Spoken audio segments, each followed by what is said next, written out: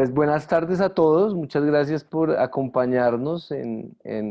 esta edición de una serie de charlas y discusiones de la revista Karma, que de alguna manera se relacionan con su última edición, pero en general se relacionan con toda la idea de la revista y que hemos ido explorando como a lo largo de estos meses de cuarentena por un lado, y pues hoy tenemos a nada más y nada menos que a Sergio Enciso. La mayoría de lo que Sergio ha escrito es sobre lo paradójica que es Bogotá.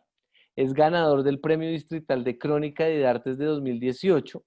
maestro en Artes Plásticas de la Universidad Nacional de Colombia y magíster en Estudios Culturales de la Universidad de los Andes. Es profesor del Departamento de Humanidades e Idiomas de la Escuela Colombiana de Ingeniería y es miembro del colectivo Sin Sala y miembro del comité editorial de Karma, que es pues acá nuestra revista. Y hoy lo tenemos acá para discutir un tema que nos es muy interesante para toda la revista, para todo el comité editorial, pero probablemente para mucha gente que está mirando hoy esta charla. Y es como esa relación entre estar afuera y adentro. Hola Felipe, buenas tardes para toda la gente que nos está viendo, para toda la familia, los amigos, la gente que nos acompaña. Sergio inicialmente, antes de llegar a la revista, fue uno de los autores de nuestra primera edición y trabajando ahí como que nos conocimos y se conoció con Karma, con todo el equipo, y en la segunda edición se volcó al comité editorial y empezó a ser parte de la revista. Entonces, lo que queremos discutir hoy un poco es sobre la experiencia de estar afuera y después estar adentro, pero yo siento a veces que con un pie afuera todavía un poco como de poder tocar y palpar como esa parte del autor externo, ¿no? Antes de empezar como con este tema que es el central, a mí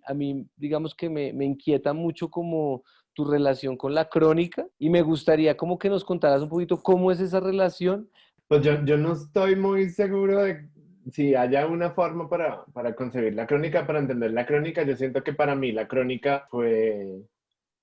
desde que empecé a escribir crónicas, como un puente. Resulta que yo soy artista plástico, como tú ya contabas, yo estudié artes plásticas y en la escuela de artes a nosotros no nos enseñaron a escribir. Yo tuve un par de seminarios, pero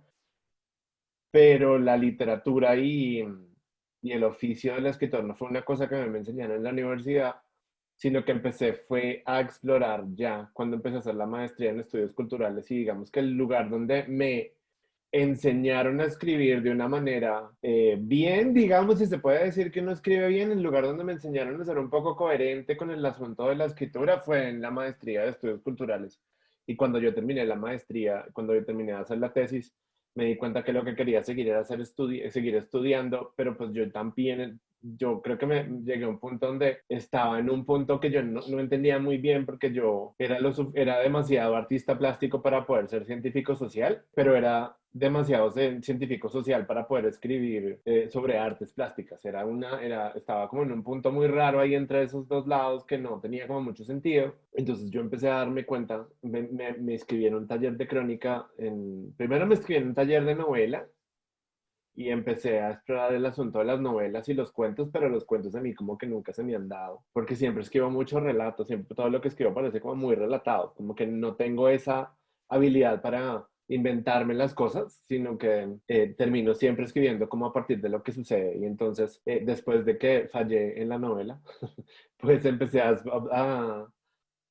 explorar la crónica y me inscribí en un taller de crónica de los cursos de artes y ahí empecé como a darme cuenta que el camino que a mí más me parecía chévere y el camino que más me permitía conectar lo que yo hacía como artista plástico y lo que yo hacía como culturalista, que era escribir con rigor, era la crónica, porque me permitía hacer las dos cosas. La crónica era para mí como ese lugar en el cual yo podía tener el rigor de la investigación de los estudios culturales y de las ciencias sociales, de las ciencias humanas, y al mismo tiempo podía como ir a la calle y ver lo que estaba pasando y hablar de ciertos fenómenos que eran mucho más alegóricos, mucho más poéticos. Entonces, para mí, ese fue el momento en el que yo me di cuenta que yo quería seguir escribiendo crónica, entonces seguí leyendo durante varios años mucho crónica. Yo concibo la crónica como ese espacio, un espacio de la literatura, un género de la literatura que por lo menos a mí me ha permitido como explorar explorar también el mundo mismo de la literatura. ¿Qué es la crónica? ¿O qué hago yo cuando hago crónica? ¿Qué es lo cuál ha sido como mi método? Yo siempre, para mí la crónica parte del oficio de caminar y el oficio de conversar. Lo que yo siempre he hecho es conversar, preguntar y luego investigar, leer en documentos y a partir de eso empezar a escribir y empezar a hilar alguno, a construir estos textos que luego se convierten en algo que uno llama una crónica. Es algo que yo intento hacer con el rigor de la investigación de las ciencias sociales, que fue lo que yo aprendí en los estudios culturales, pero también con la pasión, con el trabajo de caminar. Hay un libro que tú mencionas mucho, El caminar como una experiencia estética. Ese es un libro del que El tú andar hablas como mucho. práctica El estética, sí. andar como práctica estética y yo siento que lo que yo hago y lo que, por ejemplo, hemos hecho mucho en Sin Sala ha sido eso, como encontrar lugares en los que uno puede caminar y empezar a registrar esos lugares de muchísimas formas y al final, pues lo que yo he decidido también y la decisión que yo he tomado es que ese resultado de ese andar, pues es algo que termina siendo un texto, literatura, que termina siendo una crónica que luego busca como un lugar en el cual la gente la pueda encontrar y que la gente la pueda publicar o que se pueda publicar para que la gente la pueda leer. Entonces pues hay muchos lugares para publicar eso, digamos. No todos los lugares son lugares oficiales. Yo, digamos que he tenido por muchos años un blog en el que cuento de todo. Ahí sí hay un poquito como de esa ambigüedad dentro de lo que es ficción y lo que no es ficción, porque además la crónica tiene un componente fundamental y es que la crónica no es ficción, porque es el registro de un hecho, algo que sucedió y lo que uno va es a construir una narración o un relato apoyado en una investigación y en unas conversaciones y entonces lo que uno hace no es una mentira, no es una ficción, no es una novela, no es un cuento, sino es el resultado de un trabajo de investigación que terminaría con unas conclusiones y es posible sacar esas conclusiones, pero que no son ficcionales. A pesar de que son eventos, digamos que posiblemente convergen en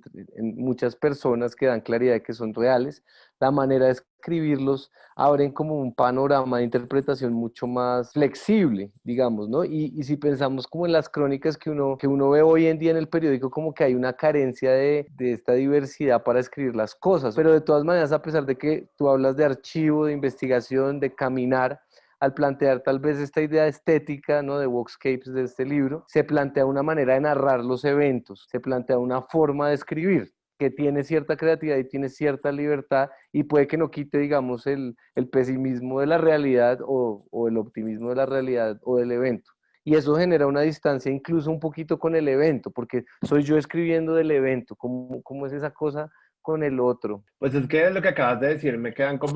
quiero hacer como un par de comentarios. Yo creo que García Márquez es visto en Colombia en muchas partes como uno de los cronistas fundamentales y las crónicas de García Márquez son fascinantes además porque la forma de escribir de García Márquez es bellísima, ¿no? Y entonces es como un referente de la crónica, a pesar de que muchas de las crónicas de García Márquez son hasta inventadas, o sea, hay como registros de que él se inventó ciertas cosas, por favor, si me estoy equivocando, que me corrijan, pero yo creo que eso que tiene fascinante de García Márquez es que pues esa inventiva y esa creatividad y ese genio que tenía para la literatura llegó a invadir lo que se supondría que sería el periodismo investigativo. Y entonces uno como que queda ahí como rayado con ese asunto de García Márquez. Pero pues eso sí le fija a uno como esa pregunta sobre qué es una crónica y cuál es el trabajo del periodista. Ese trabajo puede romper límite entre lo que debería ser ficción y lo que es realidad, a pesar de que yo parto siempre del punto de que pues cuando uno hace literatura o cuando uno hace arte o cuando uno escribe, uno ya está haciendo, casi todo podría ser definido como ficción, dar su propia versión sobre algo que es real, pero pues esa realidad, esa realidad nunca llega a ser real porque además todo lo que uno está haciendo son narraciones, son palabras y las palabras también son ficciones. No son mentiras, pero sí es una ficción. Todo eso que es real, todo eso que está ahí, todas esas cosas que uno puede tocar, pues hay que definirlas, hay que contarlas con palabras y resulta que pues eso es imposible. Nunca va a llegar a través de las palabras, a través de las narraciones a contar lo que exactamente pasó. Uno puede hacer cosas preciosas, uno puede hacer cosas fascinantes, uno puede hacer cosas que tienen cosas que intentan retratar la realidad, pero pues igual la literatura nunca va a poder relatar esa realidad al 100%. Si yo intento ir a escribir una crónica sobre una masacre, lo que tenga es un muy bello texto sobre la masacre o un texto muy complejo sobre la masacre, pero no necesariamente voy a lograr narrar esa realidad y eso sucede como con Ilustrarlas, casi ¿sí? todo. Y que uno pueda leerla y decir, pretensión, la palabra es la pretensión, tienen una pretensión de objetividad, tienen una pretensión de narrar las cosas tal y como son. Pues el lenguaje son palabras, es un invento, es un sistema de códigos que no es posible que logre retratar exactamente cómo es ese paisaje. Y eso es la belleza, pero eso también es la paradoja, por ejemplo, de todos los géneros literarios, que uno cree que hay unos ciertos géneros que son ficción y otros ciertos géneros que son literatura, que son otra cosa, o que son no ficción, pero ese límite es completamente poroso, ese límite no es un límite que sea claro. Como que uno puede empezar a cuestionar si, pues en este país, pero yo creo que en muchos, si eso es real lo que uno está viendo, porque se vuelve súper paradójico, poniendo el ejemplo, digamos, los indígenas veniendo y el presidente yéndose y escondiéndose y corriéndose, y casi que se vuelve chistoso, aunque cero, cero chistoso, como que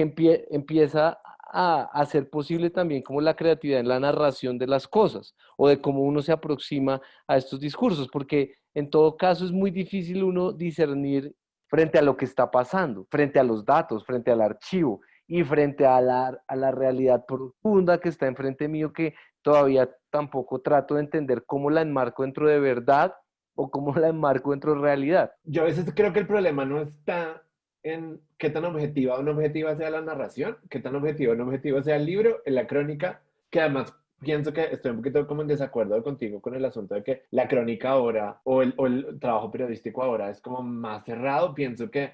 los momentos en los que más cronistas hay que están haciendo cosas es en este momento. Yo creo que uno encuentra cronistas aún impresionantes en grandes revistas.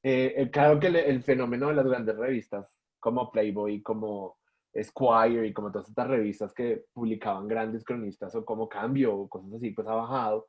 Pero yo creo que este es el momento en el que uno todavía encuentra, uno aún encuentra grandes cronistas haciendo hermosísimas y complejísimas descripciones de la realidad. Pero yo creo que el problema no está tanto en ese lado, sino en el hecho de que uno cree un pensamiento crítico. Hemos hablado como un montón de veces sobre pensamiento crítico y sobre cómo hace uno para enseñarle a sus alumnos para que no se coman todo entero, no lean la información como por encima. Y es que uno, cada texto al que uno se acerca, pues yo creo que uno debería pensar, bueno, es un texto, está narrándome un hecho de la realidad, pero también tengo que saber o preguntarme quién es el que lo está escribiendo, quién es la persona que está detrás de ese texto, cómo lo hizo, está bien documentado, no está bien documentado, es chévere o no, y a veces ese es un trabajo supremamente difícil, porque no sentarse a criticar todo lo que les llega por internet en este momento, porque antes uno recibía como las noticias por el periódico y lo que conversaba, pero ahora uno recibe noticias por WhatsApp, recibe mensajes por WhatsApp, recibe Twitter, recibe Facebook, está recibiendo una cantidad de información que además uno lo que hace inmediatamente es compartirla sin pensar exactamente quién es la persona, quién es el que escribió esos textos. Y yo creo que la idea con el asunto ese límite poroso entre la verdad, porque además es que yo no creo tampoco que exista la verdad. Creo que existen un montón de narraciones diferentes sobre hechos diferentes, pero no, uno no puede llegar a decir tanto hasta qué punto esa narración es la verdad o de pronto decir que esto es no ficción o esto es sí ficción, a pesar de que esa necesidad de clasificarlo como verdad es absolutamente necesaria, porque entonces, ¿cómo vamos a hacer para saber si alguien es culpable o no en un juicio? Eso es como el asunto Bueno, hay pero veces que esos textos se convierten en pruebas fundamentales y hay que creerle porque está bien fundamentado. Que ese no es el problema del periodismo, pero en un país como Colombia, el trabajo del periodista es ese, es ir y mirar la masacre y decir, existe este documento con este video, con estos testimonios y a estas personas hay que creerles, porque resulta que hubo una gente que mataron y hay que encontrar quién la mató, por qué la mataron y hay que garantizarle a la gente que no, eso que le pasó no se vuelva a repetir y eso se hace a través de la literatura, de los videos, del arte, de la música, de las canciones. Entonces, ese límite también es muy poroso y me acuerdo ahorita, por ejemplo, de lo que decía este señor de apellido Pacheco que terminó siendo el director del Centro de de Memoria, memoria. que decía que, pues que cómo le vamos ahora a hacer un libro a un río, porque cómo le vamos a creer a un río, pues resulta que hay un montón de comunidades y de personas que están viviendo alrededor de los ríos y pues hay que contar esa historia de ese río y eso no se puede hacer solamente con literatura y no se puede solamente hacer periodismo y no se puede hacer solamente con documentos judiciales, hay que hacerlo de un montón de formas diferentes. No, y pues digamos, digamos que también cuando me refería como a que carece de grandes cronistas, no es que no existan, sino que en las páginas de los periódicos más importantes no están. Se vuelve una cosa, y va a mi pregunta, de aislamiento, como que si tú quieres interesarte por la buena crónica, entonces a ti tú sabes porque tú investigas y tú vas y lo encuentras y, uy, mire, esto está buenísimo, esto está otro. Pero estos encuentros furtivos, como con eso, como con en el diario más comprado por los colombianos en Bogotá, sea cual sea, ya no es tan normal. ¿Cuál es el sentido, por ejemplo, para ti que tú ves en hacer, por ejemplo, por un lado un libro de crónica o hacer una revista como la de Karma, en esta velocidad de los datos, de que hay tanta información que no nos podemos conectar? Es evidente que el Internet y todos estos programas de discusión y todas estas cosas no nos permiten comunicarnos, solo va a ser pequeñas intersecciones y ya no generan ese tejido social y esa posibilidad de discusión y de expansión de lo que sea que se esté discutiendo, pues ¿qué sentido le ves a la escritura donde la gente no tiene tiempo? ¿Qué pasa con estos contenidos que requieren que la gente tenga tiempo para detenerse? Esa es la gran pregunta de todo ahora. Y definitivamente yo no tengo la respuesta. ¿Cómo hace uno? Bueno, yo no sé si hay alguien que la tenga. Yo creo que esa es la pregunta que yo me he hecho siempre y es, ¿cómo hace uno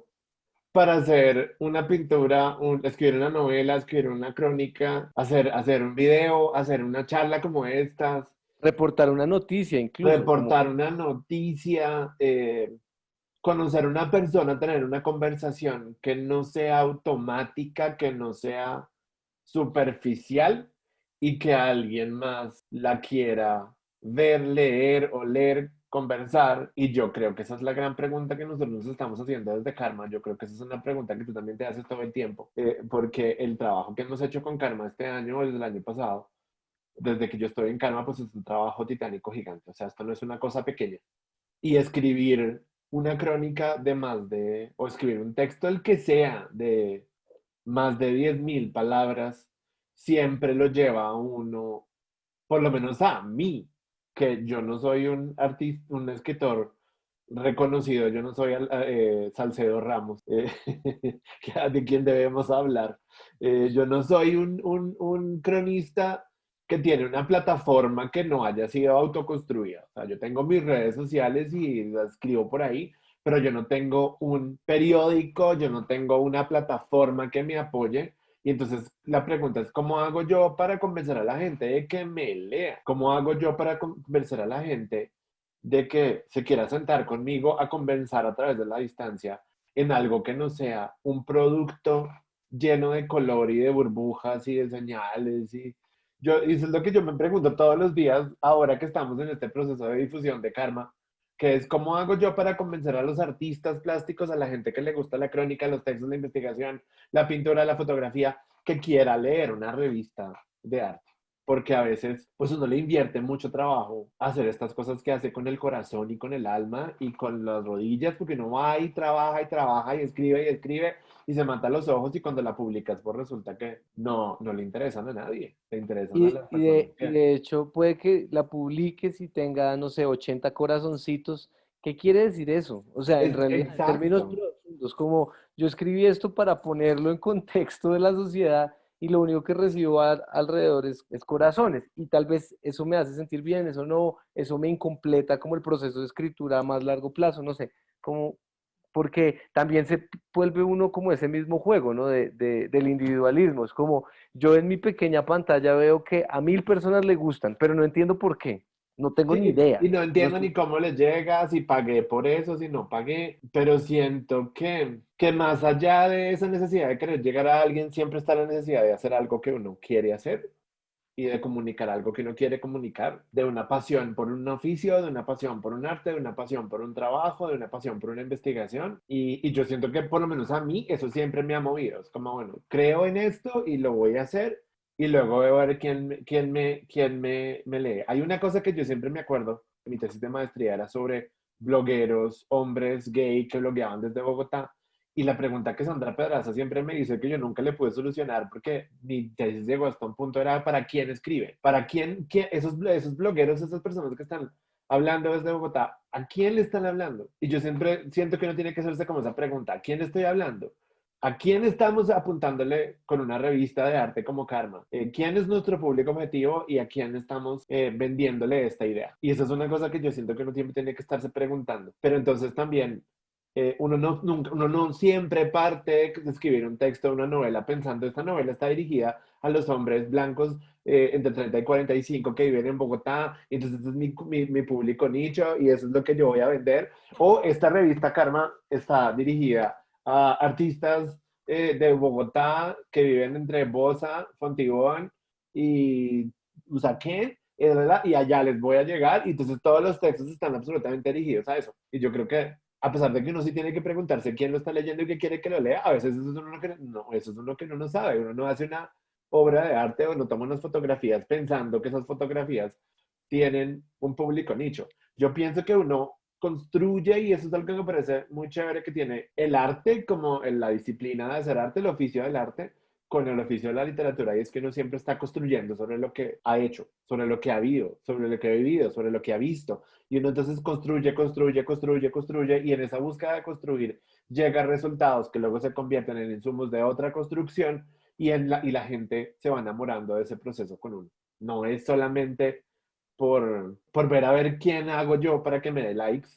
que a veces sí yo lo he hecho mucho en mis redes sociales, uno sabe qué pone para que la gente le dé likes, pero también alrededor de eso está buscando responder otras preguntas fundamentales que uno tiene. Y sí, yo creo que por eso, o sea, yo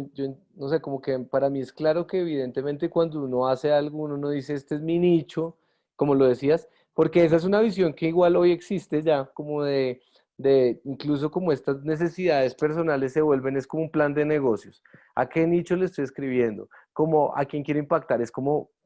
creo que el peor error es como volvernos máquinas y negocios en cuanto a esto, porque la vitalidad y cuando pues se resalta como algo que uno lee que sales como de las tripas de la persona, no tiene que ver con esas indulgencias que plantea para quien estoy escribiendo. Sin embargo, uno podría hacer la pregunta y es que uno escribe porque uno hace parte de un contexto específico y en ese contexto circulan personas. Hoy en día estamos teniendo el problema de no poder reunirnos para que esas personas como que sean tocadas por eso que uno construye. Y ahí como que hay una gran dificultad entre el like y entre la interacción y tal vez para quien escribe, porque a veces yo siento que el blogger, no todos los bloggers, pero tal vez y el youtuber escriben solo para sí mismos, pero desde una forma de narcisismo muy hijueputa, Hmm. como como es para una cosa que no tiene que ver con esas necesidades más propias. ¿Qué tal que yo quite el tapete y realmente no haya contexto y no haya nada? Como mi necesidad propia de creación versus mi necesidad de narcisismo absoluto. Hablando de youtubers y de blogueros y escritores, en ese mundo de la literatura y en el mundo del arte, hay quien hace qué, hay quien escribe los contenidos y hay quien es brillante escribiendo los textos, y hay quien es brillante sabiendo cómo se utilizan las redes sociales, hay quien es brillante sabiendo cómo se hace la distribución, el marketing, la venta, cómo se le llega al grupo nicho, y esas son las labores de los editores, esa es la labor del curador, esa es la labor de las personas que están haciendo eso. No todos los escritores son grandes curadores ni son grandes editores, y no todos los editores se dedican a escribir. Eso yo creo que hay como un punto ahí. Por ejemplo, en el mundo de la literatura norteamericano hay como unas grandes empresas que están dedicadas a cazar talentos, y los talentos están haciendo su trabajo de escribir, y hay otras personas que están gestionando las redes sociales, están gestionando las estrategias de venta, están yendo a los cócteles, están haciendo lobby. Nosotros no hacemos eso. Por ejemplo, en Karma, cada quien tiene una labor específica, y su labor específica es hacer de todo. Y ahí estamos como intentando aprender cómo es que vamos a hacer que esta revista le llegue a la gente, y ese es el plan de todos los días. ¿Cómo hacemos para generar una estrategia de venta, una estrategia de distribución, una estrategia de marketing, una estrategia de conseguir los contenidos, de publicar contenidos buenos, de encontrar textos que estén dirigidos hacia algún punto, hacia algún lugar? Y entonces Antes de continuar, yo te quería preguntar, porque esa es una cosa que tal vez yo no tengo muy clara de Karma, y es esa necesidad de dónde salió esa necesidad de hacer una revista de arte, porque Karma es una revista fundamentalmente de investigación en arte, y tal vez esa es una pregunta que yo te he hecho muchas veces, pero no sé, yo creo que ya te la he hecho. Pues, o sea, yo creo que tiene un proceso largo que va acompañado de mucha gente y mucha gente que ha participado también en la revista. Hemos buscado incluir a la gente, pero tiene que ver con un entendimiento de lo que es el arte en Colombia y de lo complicado que es el arte en Colombia y de lo contradictorio que puede llegar a ser hacer arte en Colombia, por todo lo que conlleva en términos incluso políticos, específicamente políticos y económicos, porque digamos que a la fecha todavía no hay claridad de muchos de los procesos que se dan en términos incluso económicos, ¿no? Como que no hay claridad de las convocatorias, eso va variando con los gobiernos, eso va variando con los años, no hay un entendimiento de la diversidad cultural y de la diversidad del arte, eso no está, pero sobre todas las cosas, esa problemática, la corrupción del país, la dificultad para sostenerse, ha generado que no podamos narrarnos nosotros mismos y que no podamos tener un espacio. Evidentemente, Karma no, digamos que no puede financiar a los autores porque pues no tiene la capacidad de hacerlo, pero sí es un espacio abierto para diversos autores de diversos contextos y diversos momentos, que también incluye autores de afuera de Colombia. Y eso es como una forma de red de conocimiento. Ahorita que íbamos a la pregunta, me acordé de Barfly, de la película, que hace un poquito como un retrato de Bukowski, y están, porque decías lo de los eh, descubridores de talentos, no sé, sí, los cazatalentos, ¿no? Y entonces en la película, una cazatalentos, ¿no? Como que pues le dice, oiga, yo lo descubrí a usted, es que usted es increíble, pero a él no le importa eso, como hablando de lo que estamos hablando, y él tiene su propia comunidad en la película, de la que hace parte, ¿no? Y que pues cuando le dan plata, pues la recibe sin ningún problema y pues va y se la gasta, lo que sea, pero resulta también de esta necesidad de tengo que construir mi propia comunidad, así sean dos personas. Y la gente que me interesa son dos personas, pues eso es posible y eso es buenísimo. Si la gente que me interesa son más personas, eso conlleva una responsabilidad mayor. ¿Por qué? Porque tal vez, digamos que al exponerse y abrirse, se puede empezar a poner en juego lo que fue vital para generar eso. En el caso de la revista, lo que fue vital para la revista era que no hubiera censura jamás de los contenidos que hay dentro. Y esa es como la negociación que tenemos con la universidad. Pero, y lo que no se puede poner en discusión tampoco son las maneras en las que hacemos las cosas. Esa es como una apuesta que sosteniblemente pues sea muy complejo, sea muy difícil, que genere mucha dependencia y nos ponga como a hacer varias labores más allá de lo que dicen nuestros cargos, ¿cierto? Es específicamente con la idea de poder generar como una forma de hacer las cosas que no tenga que doblegarse por su subsistencia también en cierta forma. Y esa es la manera en la que a mí me gusta como recibir a todo el mundo, o pues por lo menos intención de la revista, no sé. Yo te puedo hacer otra pregunta. Bueno, la entrevista es contigo, pero bueno. Ahorita volvemos al tema. Bueno, Es que la pregunta que tengo es, ¿tú crees que esa es una decisión editorial? Por ejemplo, la decisión una no decisión que es no alterar los contenidos. Es una decisión que tiene un efecto en el contenido que está publicado, que ha sido publicado en las dos ediciones de la revista Karma, la blanca y la negra. ¿Cómo crees tú que esa decisión de no alterar el contenido que se recibe, como que no haya, ¿cómo fue que tú dijiste? Que no haya censura. censura, ¿cómo eso alteró o tuvo un impacto en los contenidos de la revista? O sea, yo creo que no tanto, ¿sabes? Como que vuelvo a la idea de cómo uno escoge su grupo, como que muchas cosas existen que tocan los mismos temas y que tienen vertientes diferentes, ¿no? Y pues en el caso, digamos que lo que yo he hablado con los autores que yo he hablado, es que yo les dije, mire, usted va a poder hacer lo que quiera en este espacio, como que yo confío plenamente en usted y yo pues voy a darle todas las herramientas que yo tenga y no todas las discusiones son a veces hay puntos donde por malinterpretaciones como que uno pueden pasar cosas donde se modifique algún tipo de contenido y después se tiene la discusión y se llega a lo que se tenga que llegar, pero siempre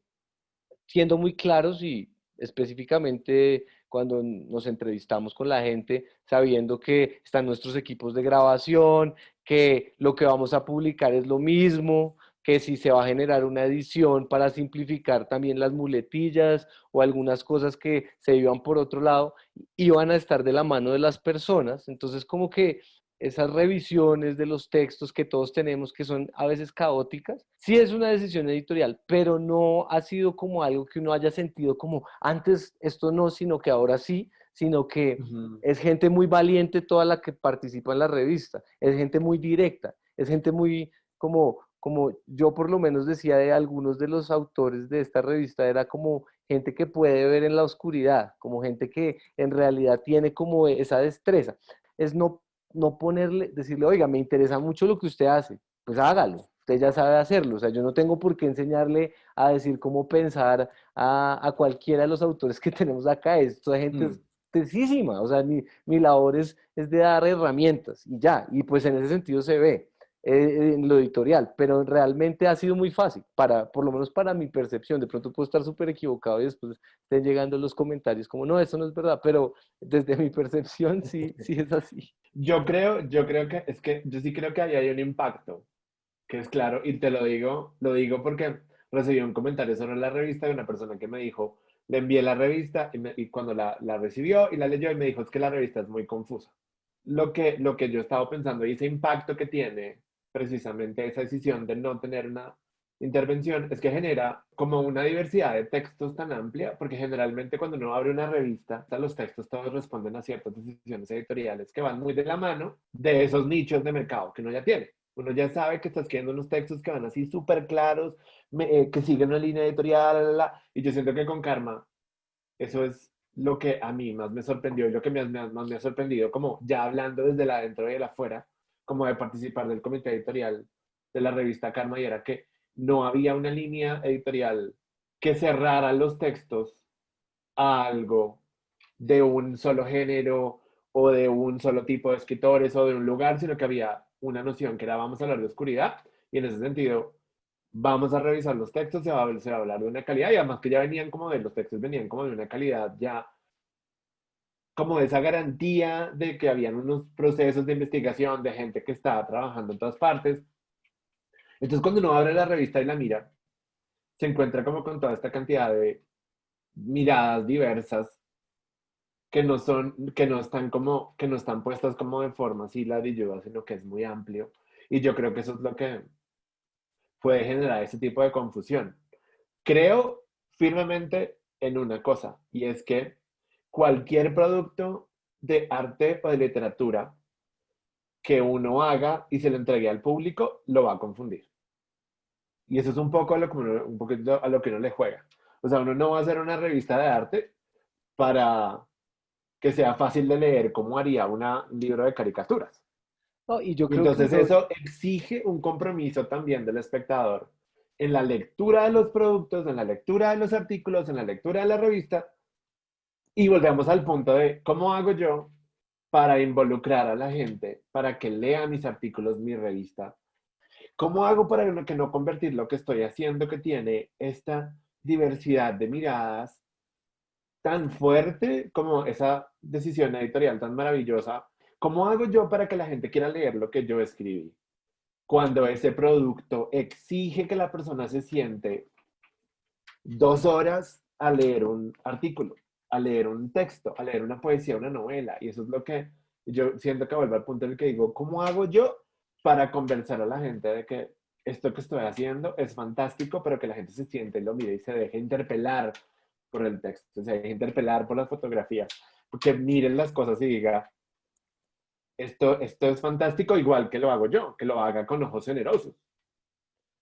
y no, y digamos, para complementar lo que dices, yo vuelvo y repito como esto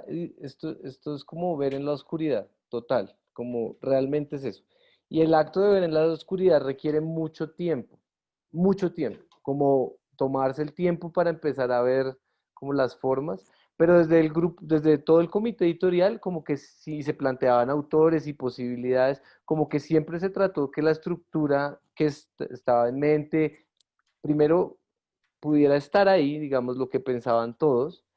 pero que no se sesgara. Y si pensamos, los temas son muy abiertos. Límite, podría, incluso yo creo que podrían haber cosas de una edición en otra, en algunos puntos, porque es muy abierto. Y la idea no era decir, vamos a hablar de esto, sino vamos a ver cómo hablamos todos respecto a una idea que era el límite o la Mm. oscuridad. Y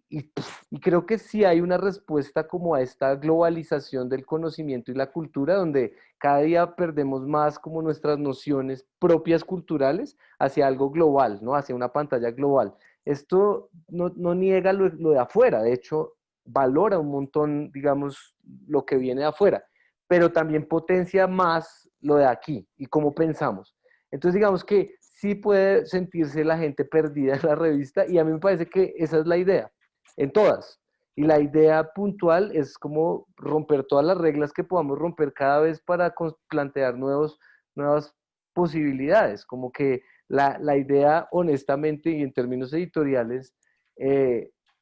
cuando llega alguien es, ¿esto qué panorama va a abrir en la revista? ¿Sí? Entonces, pues Mm. digamos, para no sé, yo no seguir respondiendo acá, porque quiero preguntarte es eso, ¿no? Porque, digamos, para mí, y pues yo sé que para todo el equipo, como que tú llegaras fue increíble y tenía que ver con esa mirada de afuera cuando fuiste el autor la primera vez. Y primero me gustaría que hablaras de ese proceso como autor, porque cómo es ese proceso y de repente cómo ese proceso informa el nuevo proceso que es estar adentro y afuera todo el tiempo, porque a diferencia un poco como,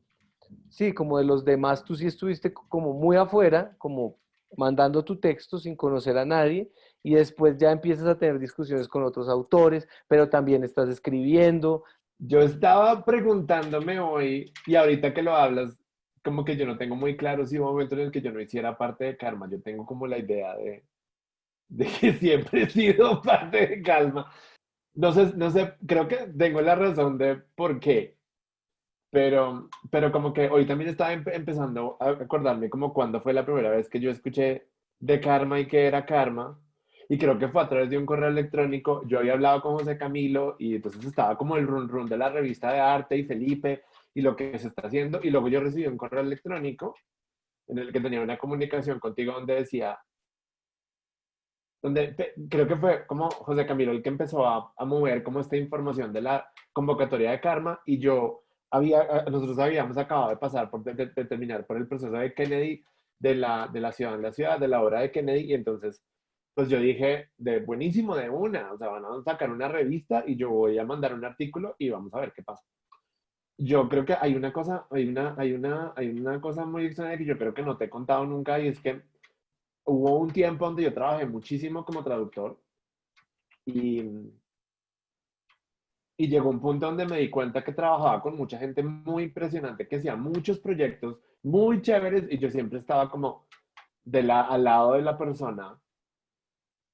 traduciendo lo que estaba haciendo o estaba traduciendo los documentos de personas que habían hecho cosas impresionantes. Y entonces en un punto yo dije como yo quiero que alguien traduzca lo que yo haya hecho, yo quiero hacer también proyectos, yo también quiero descubrir el mundo y hacer cosas y que alguien las traduzca. No quiero estar siempre como del lado de la persona que apoya el proyecto, sino quiero ser como guía de un proyecto. Recibí la traducción del artículo que salió en Karma, porque es una revista bilingüe. Pues fue para mí como un sueño hecho realidad. Y luego hubo una cosa que parece que me pasó muy entretenida, que fue el día del lanzamiento de la primera Karma. Yo creo que hay días en que uno tiene como esas conjunciones así como cósmicas en donde pasan muchas cosas y el día del lanzamiento de Karma fue un día como fascinante. O sea, ese día yo no podía dejar de sonreír porque estaba como con la gente que querían un día chévere y estaban lanzando la revista y la revista venía con un artículo sobre que era como un cierre de un proceso que era el proceso de conocer la localidad de Kennedy. Y entonces, como que cuando yo entré a ese lanzamiento de Karma, entré como con todo un bagaje de felicidad muy chévere, era como un buen omen, como que Karma se planteaba para mí como algo que iba a ser muy chévere y luego después de eso, José Camilo creo que fue el que me dijo que, pues que había la posibilidad de ser parte del comité editorial o de trabajar con las personas de Karma porque él no quería estar más en el comité editorial y estaban buscando como personas y como yo ya había estado ahí, pues de pronto me dijo, pues hable con Felipe y dígale a ver qué pasa. Y yo entré, pero una cosa que me di cuenta y es que pues esa estructura cerrada que existía alrededor como de los contenidos de una revista, en Karma no existía, lo que había era un proceso de construcción de mucha gente que había estado allí revisando, o pues no sé si mucha, pero estaba esta construcción de los textos y la traducción, y, y estabas tú, y estaba Fernando, y estaba Santiago desde lejos, como trabajando, pero no había como una estructura cuadrada, delimitada de lo que se estaba haciendo con Karma. Entonces yo tampoco podía llegar a decir como, oiga, ¿qué hubo? A ver, ¿qué hago? ¿No? Como, ¿cuál es mi lugar ahora? Porque eso no existía. Y entonces también por eso es que yo siento que ese proceso entre el adentro y el afuera ha sido como inexistente, porque es que yo siento que lo mismo que hice con mi texto de Karma, pues lo volví a hacer acá, que era como proponer ciertas cosas y luego esas cosas como que se fueron dando, no se dieron, o se desarrollaron, o volaron, no se hicieron, pero no era como, fue más un proceso como orgánico que todavía se está desarrollando de lo que hay que hacer alrededor de la revista y eso por lo menos a mí me llevó a este punto en el que tenemos esta segunda revista, como este segundo bebé muy grande, una construcción como de un montón de líneas ahí, como que de pronto se van desarrollando mucho más parecido a lo que uno haría, y esta es una conversación que he tenido con Santiago, mucho más parecido a lo que uno haría en un trabajo comunitario dentro de una obra artística, digamos, dentro de un proceso de las artes plásticas, que lo que uno haría dentro de un proceso editorial de una revista diferente, de una revista mucho más comercial o de un libro mucho más comercial. Y eso pues ha sido chévere, o sea, ha sido como, venga, trabajemos y vamos a ver qué podemos aportar y luego como que las cosas han ido surgiendo. Y no solamente, yo creo que hubo algo muy interesante también, no, digamos que el único sueño que yo cumplí no fue con el número cero, sino también en el número uno, con esta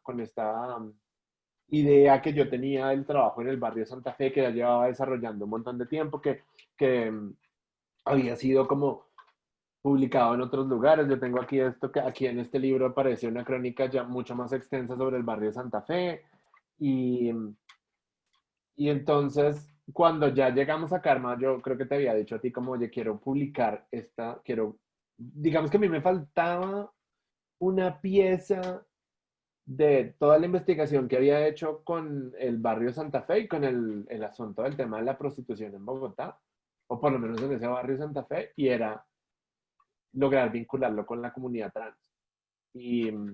y con las personas trans del barrio Santa Fe. Y entrar a Karma y tener este lugar como denunciación me permitió hacerlo, me permitió como ir y conversar con ellos y tener esta entrevista que sale acá. Esta entrevista, yo lo he dicho como muchas veces, es como también un cierre de un proceso de investigación que yo tenía, pero también fue como el comienzo de un cierto tipo de investigaciones nuevas y además de un conocimiento de un montón de gente nueva que yo quería conocer, que pues la conocimos con la red comunitaria trans, fuimos los dos, hicimos las entrevistas, hablamos con ellos y yo tuve también como la oportunidad de revisar toda esa investigación que ya había hecho, que había sido publicada mucho más del lado del periodismo y de la crónica. Y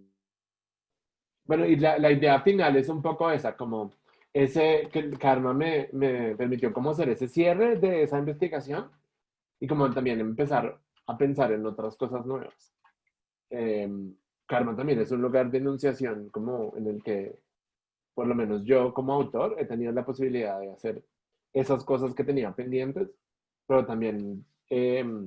después de que Karma salió ya como un comité editorial, pues yo no he entendido nunca mucho la idea de que es el comité editorial en la revista Karma, porque en realidad el comité editorial es como Felipe, Fernando, Santiago y yo, y de pronto cada quien hace un montón de cosas y, y se ha convertido como en creer en algo, vuelve uno a esa misma pregunta de siempre, ¿cómo hago yo para que la gente crea en esta misma cosa que yo estoy creyendo? ¿Sí? Yo pienso que si hay una necesidad muy fuerte de, de contarle a la gente ese mundo artístico que está sucediendo alrededor de la revista Karma, alrededor de estos dos números de la revista Karma. Pero ¿cómo hago para contarlo y para entregárselo a la gente, que crea la gente en en estos mismos sueños que nosotros tenemos, pero sin necesidad de convertirnos en Instagramers o en blogueros o en Facebookeros y que el trabajo se vea reducido como a esas dos, como a esos chistes de las redes sociales. Yo creo que ha sido muy orgánico el asunto de constituir Karma como un perfil en Instagram, con un perfil en Facebook y empezar a decirle a la gente, venga, vea nuestras charlas, venga, vea nuestros conversatorios, venga y escúchenos hablar de esas cosas que nos son súper chéveres, de empezar a mandar correos electrónicos en masa, empezar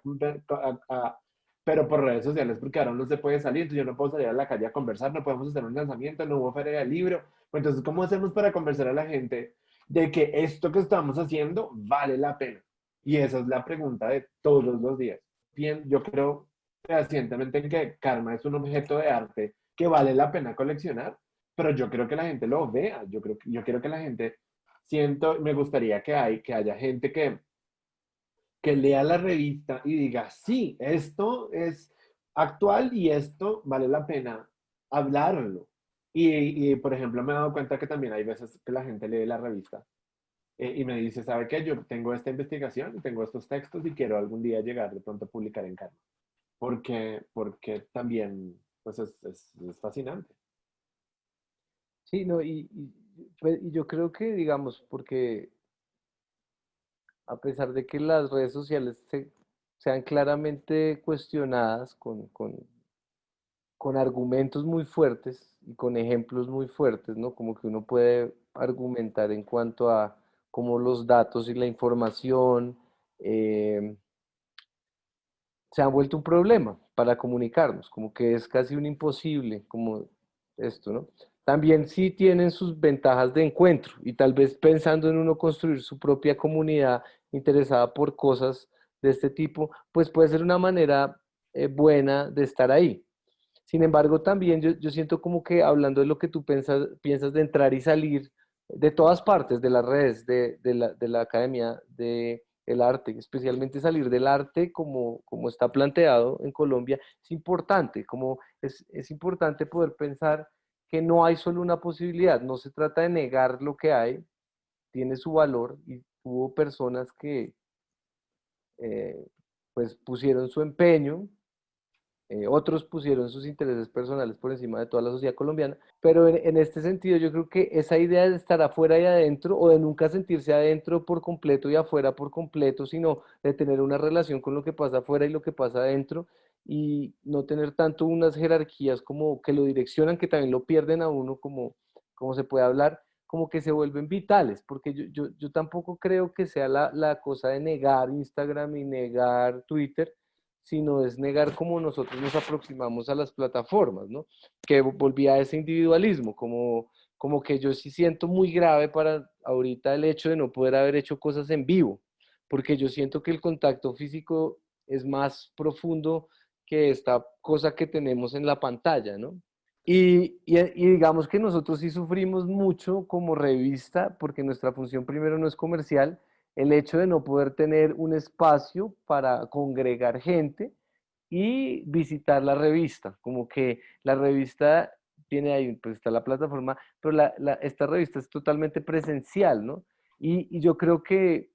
ahorita está como esta cosa de que la virtualidad y que no sé qué, pero a mí sí me sigue siendo fundamental la presencia, así sea de tres personas. Así sea tres personas alrededor de la revista, así sean mis mejores amigos alrededor de la inauguración de la revista, o sean todas las personas que fueron a la primera inauguración. A mí se me hace importante como el contacto y esta distancia como que no permite tampoco la lectura, incluso como que hace difícil esto de acercarse al texto. Sí, pero ahí tú mencionas una cosa que yo pienso que es fundamental con el asunto de la revista y es la comunidad. Y es que, o sea, no es solamente que nos hayamos quedado relegados a lo virtual, sino que también teníamos la experiencia de haber hecho charlas en vivo que hicimos en la Tadeo con Marco. Eh, Muchas gracias a Marco Giraldo por la invitación. Pero habíamos hecho, el primer lanzamiento de Karma fue fascinante, yo ahí estaba como autor, pero había tal cantidad de gente y era tan hermoso lo que estaba sucediendo que la gente como que llegó naturalmente y fue la gente de la escuela, mucha gente de la escuela llegó desde el norte de Bogotá o en el camino hacia el sur de Bogotá, pasaron por Opifex y tuvimos la charla con la red comunitaria trans. Estuvimos en un programa de radio, como que las cosas empezaron a moverse, pero yo creo que el componente fundamental de eso y de las redes sociales es la noción de comunidad. Al principio, la persona que te apoya es la que te conoce y es la que te quiere. Y esa es una cosa que yo pienso que a la que yo le he apuntado tanto y por la que yo pienso que es tan importante lo que estamos haciendo en este momento. Nosotros hicimos 2 charlas en días dificilísimos. Las charlas que tuvimos fueron cercanas al 21 de noviembre del año pasado, que no se sabía si uno podía coger un bus, pero eso estaba absolutamente ligado a la noción de comunidad, a la noción de que uno se sienta, uno invita a la gente directamente, la conversa, le explica y a veces la gente llega. A veces llega la gente de las charlas virtuales y llega a las charlas o a lo que uno haga en la calle. A veces es como cuando uno celebra el cumpleaños. Al cumpleaños de uno va la persona que lo quiere a uno. Y yo siento que eso sucede también con la revista Karma y por eso hablo un poco como de ese asunto de cómo hago para que la gente se enamore de lo que yo estoy enamorado. Y Pero, es que pero todo eso está fincadísimo dentro de ese límite, dentro de esa noción de comunidad, de convencer a la gente que venga a algo que a mí me gusta, pero también de que la gente que me quiere a mí eh, me acompañe. Ese número es limitado. pero Y mira que, también la gente que me quiere le da pereza leer sobre temas pesados sobre no, arte. pero mira que una cosa y una forma para mí es que ha funcionado, por lo menos es como en lo presencial, como que yo me he encontrado con personas que me han dicho, a mí esto no me parece o esto sí me parece, y más allá del comentario de red social que es, esto no me parece y ya, era Claro, como, ¿por qué? Y yo le sin daba mis discusión. argumentos, como que eh, en algunas charlas que hemos tenido, como que llegan como comentarios y uno puede como discutirlos un poquito, pero nunca es suficiente como es sentarse con otra persona. Y muchas veces ni siquiera es por comunidad, sino por curiosidad y de repente como que esta cosa de conectarse un poquito, de hablar, hace que se genere una discusión y se amplíe. Y que uno diga, pucha, yo voy a leerme esta vaina porque ahora siento empatía por Sergio y quiero saber qué es lo que está pensando. Eso puede ser como una manera. Mientras tanto, en las redes sociales, que es como, me parece un asco y ya, y ahí se quedó. Ahí se quedó, como tuvimos la charla que tuvimos del 12 de octubre, no sé, había mamertos, por ejemplo, y ni siquiera se acercó a la charla la persona, dejó la comunicación sin saber ni siquiera qué temas tocaba y la diversidad de personas que discutían temas. Entonces, ahí es donde estamos ahorita un poco aislados también, en esta cosa donde va más allá de lo que yo opino sobre ti, sino que yo dejo que tú contraargumentes lo que yo digo. Entonces ahí, y en términos técnicos, pues yo te escribo, Sergio, me caes muy mal. Y cuando tú das a contestar, ya hay 50 personas más que contestaron que rompieron la conversación, incluso en Sí. los hilos de Twitter. Entonces, como que esa parte de construcción de comunidad puede ser interesante, pero necesita de lo real, de lo presencial o podemos hacer algo virtual Yo para... creo que eso es, yo no creo que se pueda separar, yo creo que eso es como enamorarse. Como que hubo con este estallido del internet en los últimos 20 años, entonces como que la gente conocía a alguien que estaba en otro país y empezaba a conversar y se enamoraba y entonces hay como todas estos ejemplos de catfish que la gente pues conoció a un gringo y entonces conversa con el gringo y ya se va a casar, pero nunca se han conocido. Y yo creo que eso pasa lo mismo con esto. Karma no es solamente un libro, no es una revista solamente, es un generador de experiencias un poco. Y experiencias no solamente dentro de la construcción de la revista, sino también alrededor de lo que sucede en ella. Nosotros hemos ido al Versus y hemos estado en Sin Sala y hemos estado en la red comunitaria y hemos estado invitando a la gente que venga y hemos estado haciendo un montón de cosas. Pero en ese sentido tú tienes mucha razón. La comunidad no se afinca solamente en eso virtual, sino que también necesita un poco de lo humano, de salir a la calle y vernos. Y en este momento está súper difícil, entonces como que por lo menos yo estoy loco. Yo siento que yo las últimas 3 semanas como con esta nube de diciembre que se viene, que es como diciembre pandémico, y con este pasado, este cierre, de esos cierres totales, yo todavía no entiendo como si es buena idea salir o no salir o hacer. La semana pasada me llamó algo, eso fue fascinante. Me escribió una persona a decirme que le encantaba el blog de Kennedy, el blog que yo hice para Kennedy, entonces le mandé este artículo y la persona me dijo, quiero salir a conversar con usted, quiero llevarlo a que charlemos sobre Kennedy en Kennedy. Y entonces le dije, me encanta la idea, pero yo todavía no sé si montarme en un carro, no voy en bicicleta hasta Kennedy, me recogen un camión y yo me voy atrás. Yo todavía no sé. La idea es seguir construyendo a partir de la distancia, pero en algún momento nos toca volver a salir. Y la idea es que en un momento vamos a construir comunidad real, redes sociales, no virtuales, no Twitter, no Internet, sino que todo eso alimente todo esto que pasa acá, toda esta familia que es Karma, y que podamos volver a hacer esas cosas que teníamos que hacer, que teníamos planeadas, que era Feria del Libro de Manizales, Feria del Libro de Santa Marta, ir a conversar sobre estas cosas en otros lugares. Habíamos dicho que íbamos a ir hasta Cali a hacer cosas, y eso hay que hacerlo. Pues había una idea de escribir un texto sobre los alabados y sobre Buenaventura y Chocó y todas estas tradiciones alrededor del duelo. Y yo creo que durante toda la pandemia yo no he hecho sino soñarme con la escritura de ese texto, pero no con la escritura de ese texto virtual. Yo creo que es un poquito como engañarme a mí y engañar al espectador, porque lo bonito sería poder viajar hasta allá. Yo siento que de todas maneras como que se había relegado un poquito a lo social a un dispositivo y como que estábamos perdiendo como esas maneras de hacer en vivo que ahora como que pues uno se da un poco de cuenta, ¿no? Pero también es qué país nos va a tocar cuando podamos volver a salir, ¿no? Vas a poder Ujú. a ir con las cosas como están, como las está manejando este gobierno a donde tenías pensado escribir. ¿Va a existir gente en ese momento? Sí, porque, digamos, lo que es preocupante es que no solamente es la pandemia y no solamente es el hecho de uno dudar para salir, sino es el hecho de que si me quedo, o sea, si me voy a quedar acá dentro tanto tiempo, ¿qué va a pasar con el afuera cuando salga? ¿Ese territorio va a seguir existiendo o solo es como este mapita que tenemos, que es la pantalla que nos cuenta que más o menos todo está bien, ¿no? Como que no siento que yo me haya detenido ni que Karma se haya detenido, sino que hemos regulado cómo nos movemos de rápido. Como que yo no siento que uno pueda detenerse, como que esa cosa de voy a parar y me voy a reinventar, miren, no, sino es más como que ha sido no, o sea, me parece una porquería.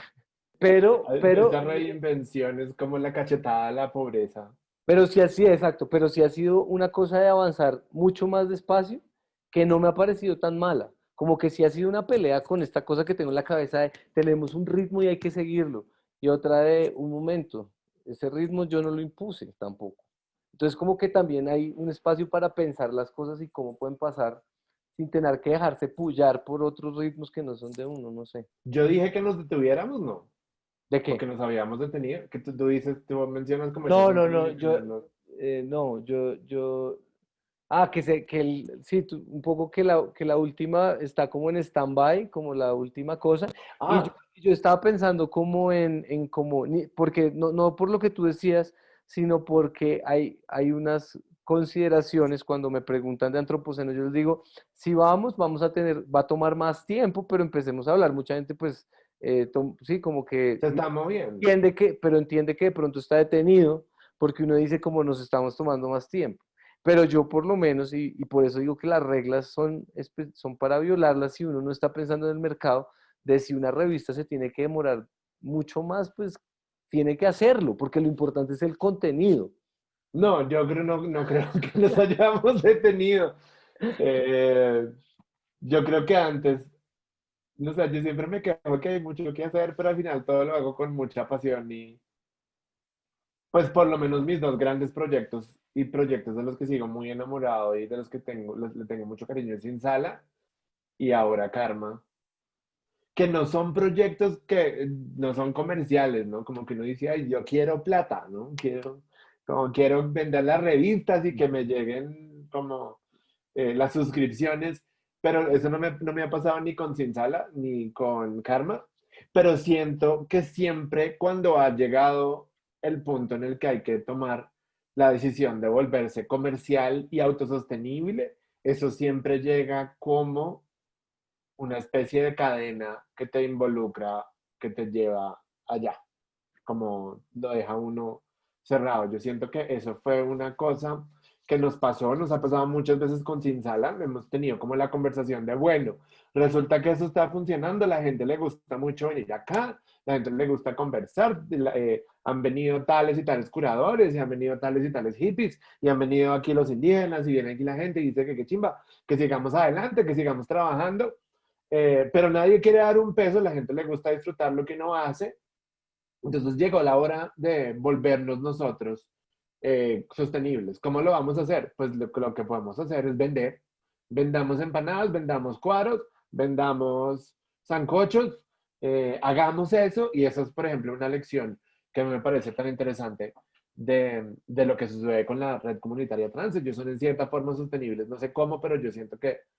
han intentado como no comprometer sus sus creencias con la noción, la idea de que haya un mercado por detrás,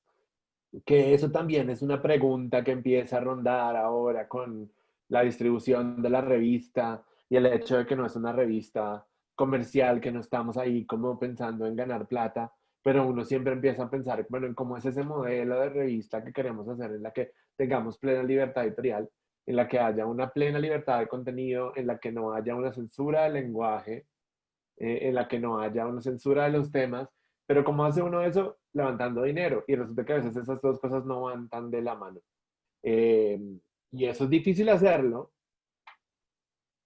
Creo que alguna vez le decía yo a Santiago, pues entonces miremos, hagamos una investigación de mercado, ahí sí nos toca, vamos a ver otras revistas, vamos a conversar con otros editores, vamos a conversar con otras personas y que nos digan cómo están haciendo para levantar plata, que nos devuelva algo, pero en realidad no creo que esa es una cosa que tengamos que hacer siendo una revista académica, podemos seguir chupando de la teta de la escuela y, Pues, o pues de yo, lo que sea, no sé, pero creo que hay una cosa que también le decía, que hablaba con Santiago en una conversación anterior, que es una de las cosas que admiro tanto del comité editorial, y que admiro tanto como de lo que sucedió con Karma, y es cuando empecé con Karma, entonces me reunía con Felipe, y Felipe me decía, como no, es que la revista va a tener un centerfold de 1,5 metros, y yo le decía, ¿se puede? Y me decía, pues de poder se puede y lo vamos a hacer. Y entonces la revista va a ser negra y eso se puede hacer, pues yo no sé si. Y Felipe me decía, no, pues sí, eso se puede y lo vamos a hacer. Casi todas las decisiones editoriales que estaban siendo tomadas para la revista, para mí eran decisiones absurdas que luego resultaron siendo la firma y el sello editorial de la revista Karma, a la velocidad del rayo. Sí, eso no es una cosa que se hace rapidísimo, eso no es una cosa que se hace en 5 minutos, como haciendo una revista bimensual, como haciendo una revista de decisiones editoriales que no cuesten mucho y que además se hacen rápidamente. Y eso es una cosa que a mí, pensando en esta necesidad de ser eh, sostenibles, digamos, como una revista sostenible, pues esas cosas sería algo importante que no se sacrificara. Y lo mismo me sucede, vuelvo a la misma pregunta que siempre he tenido. ¿Cómo hago para que la gente acceda a esas decisiones editoriales? ¿Cómo hago para que la gente acceda a este objeto que tiene un centerfold de 1,5 metros, que tiene unos textos escritos por mí que son fascinantes, que tiene una serie de fotografías, tiene una serie de objetos de arte? ¿Cómo hago para que la gente se enamore de ese mismo contenido de la forma en que yo estoy enamorado de ese contenido? Y eso pues es la gran pregunta. Puede ser, no sé si tienes más comentarios. no, pues sí quería precisar como una cosa puntual de nuestro trabajo y es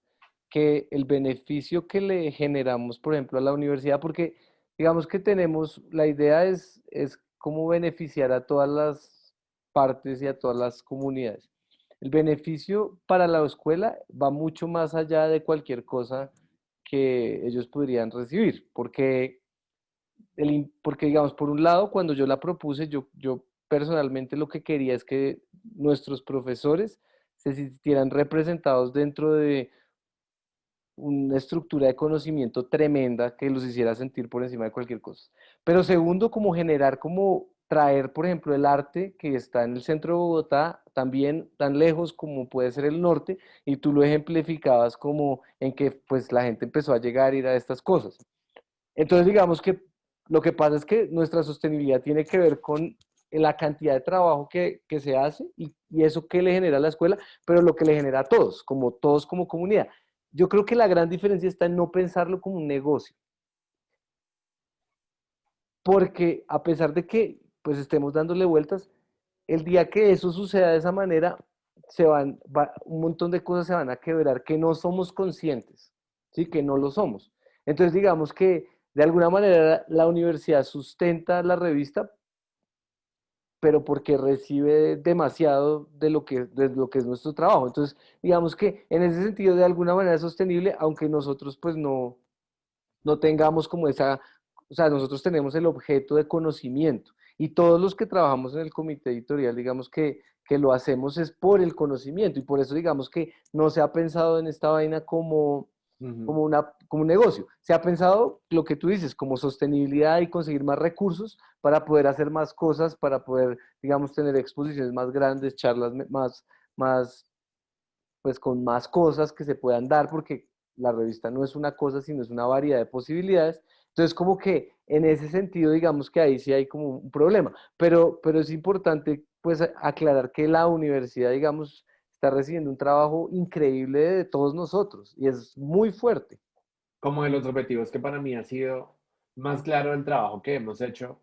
este semestre y es que es como, bueno, vamos a hablar de las revistas, sí, pero hablando de la revista estamos hablando de la escuela, hablando de la revista estamos hablando de 418, hablando de la revista estamos hablando de todos y cada uno de los autores, hablando de la revista estamos hablando del arte, y hablando de la revista estamos hablando de toda una comunidad de gente que se está formando ahí alrededor,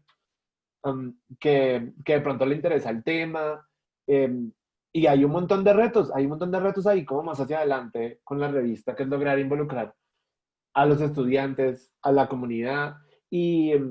yo creo que a pesar de que estamos en pandemia y de lo difícil que ha sido todo, ese objetivo se sigue cumpliendo todos los días un poquito. Todos los días seguimos conversando sobre estos temas, seguimos hablando sobre la oscuridad, seguimos diciendo a la gente, esto es karma, esto es la escuela, esto es 418, esto soy yo, estos somos nosotros y pues la invitación es a seguir haciéndolo.